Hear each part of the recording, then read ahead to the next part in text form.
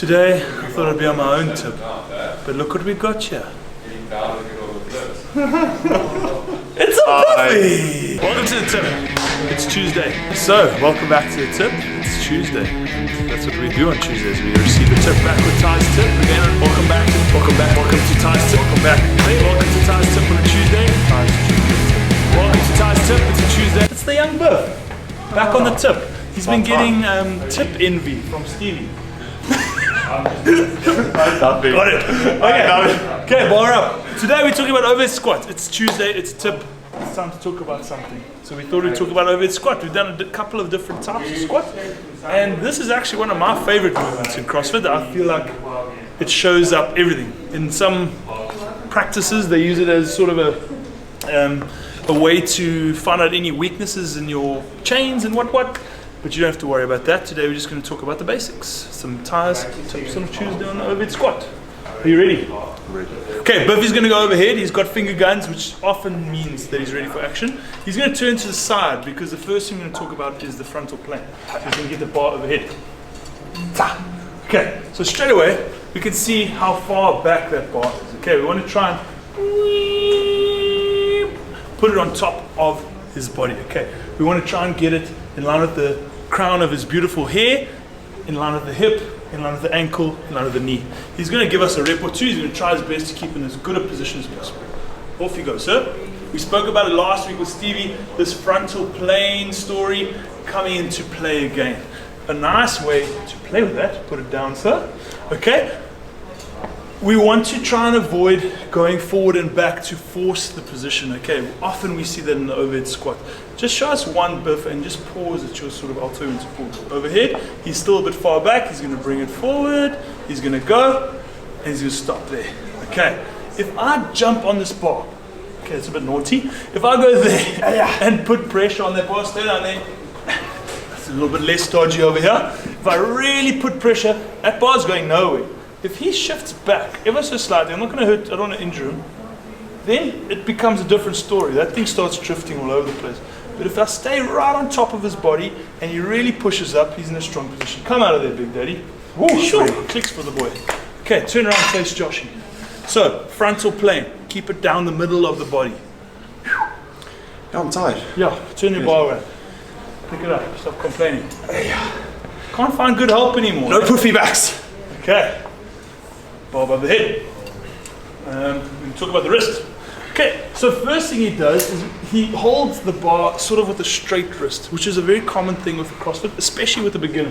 But you can see what happens to that elbow. If he's got lasers back here, pew, pew, pew, they're shooting backwards. Okay, we want to try and get those things pointing down, but he's not going to do it yet. He's just going to use his wrist to do it. So focus on those wrists. And straight away we see these elbows now pointing down, not backwards. Okay, he'll often need to adjust it, shift it forward slightly, and that fixes a lot of those things. Okay, so all of these big ass Biffy muscles are now being used to secure that barbell. Give us a rep, sir. Beautiful. Okay, you might be a bit squiff, but that's just Biff. Okay, bring it down. You might be squiff, that's just Biff. It even rhymes.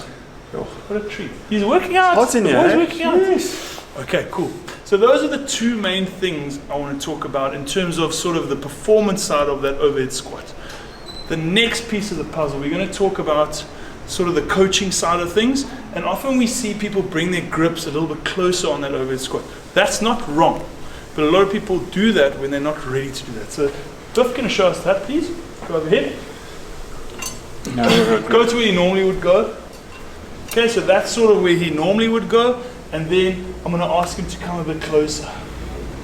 Go overhead. With the overhead squat, often we'll hear complaints of sore wrists as a coach, okay? And this is a good way of alleviating that extra bit of tension on the wrist, but we can't get you if we don't have good shoulder mobility, okay? So we don't want to go here if we can't, because all sorts of funny things start happening, and then these elbows start taking too much tension. Just start the rep, don't go too deep with it, and go with that bad sort of elbow.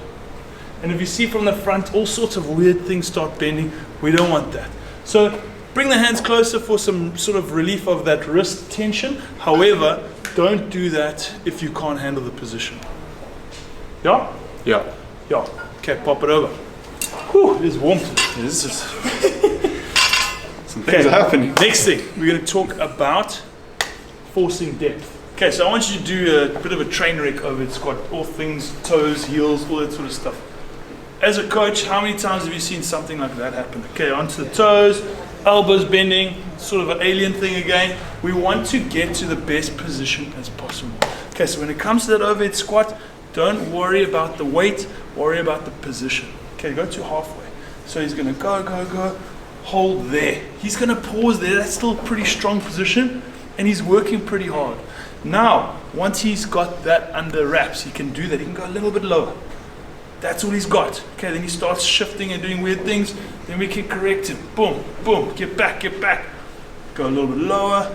Yeah. And he's an athlete, obviously he gets it straight away. You might have to spend a bit of time in these positions. Come out of there. Clicks. Okay, so we've done the basics of that.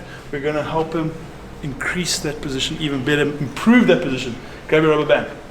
Cool drill. We were lucky to have one of the Swiss weightlifters here a couple of weeks ago, and she showed us a cool drill. We've seen it before, but it's nice to see it in action. Biff, show us in front of the camera, please, sir. So you're going to go into your squat stance, into your overhead position. I gave him a stronger band earlier, but he chickened out. He said he didn't want to mess up on camera. You pay extra for that. Quality. Okay. Keeping that band over his head, and he's going to go into a squat. And you can see this is pretty much the distance, his best overhead squat distance, because he's keeping tension in that band, and now his shoulders have to be in the best position possible. Give us a rep or two. That little pause at the bottom is where he's going to get all his work. His back, I don't know if you can turn him behind there. He's going to put on a show. No, I don't know if they're ready for the back. Okay, so that's a cool one you can add on top of your drills to sort of improve your overhead position. He's even breaking a sweat there. Yeah, it's hot. Nice, Biff. Thanks. Thank you. Yoshi? Nice. Good to have a bit of biffage, eh? Yeah, do more washing.